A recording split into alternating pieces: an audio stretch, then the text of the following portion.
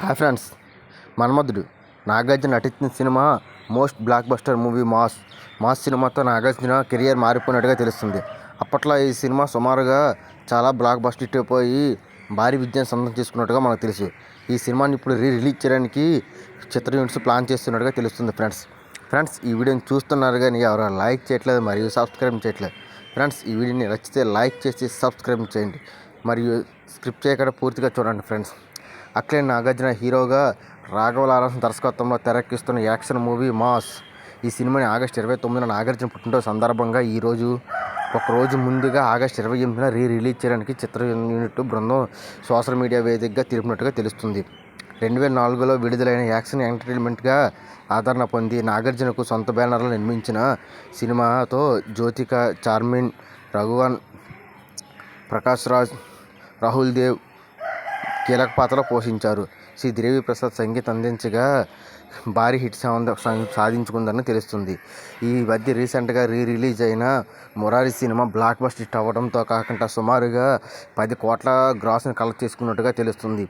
చిన్న సినిమా స్థాయిలో కూడా ఇంత గ్రాస్ కలెక్షన్ రాసి పెట్టుకోలేదు. అలాంటిది రిలీజ్ అయిన సినిమాల్లో 10 కోట్ల గ్రాస్ కలెక్షన్ అంటే నెంబర్ 1 స్థానంలో నిలుచుకున్నట్టుగా తెలుస్తుంది.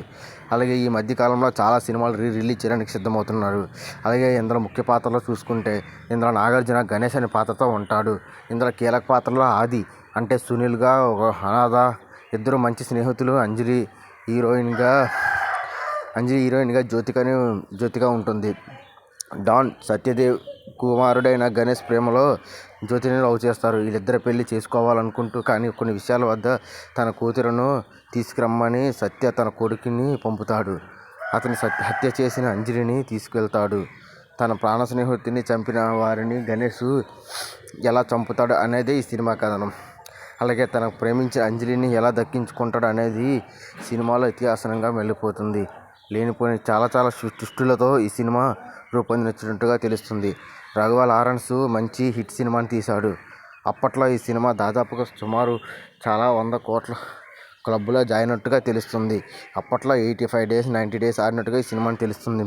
టాలీవుడ్లో మన్మధుడిగా పేరు తెచ్చిన సినిమా అక్కినేని నాగార్జున దాదాపుగా శతాబ్దాలకు పైగా సినిమాలో నటించిన ప్రేక్షకులను ఆకర్షించాడు. అక్కినేని నాగార్జున అంటే మన్మధుడిగా చాలా సినిమాలు చేశాడు. అప్పట్లో సినిమాలు అన్నీ బ్లాక్ బస్టర్ హిట్లు కావడంతో నాగార్జునకి మన్మధుడు అనే పేరు కూడా వచ్చినట్టుగా తెలుస్తుంది. ఫ్రెండ్స్.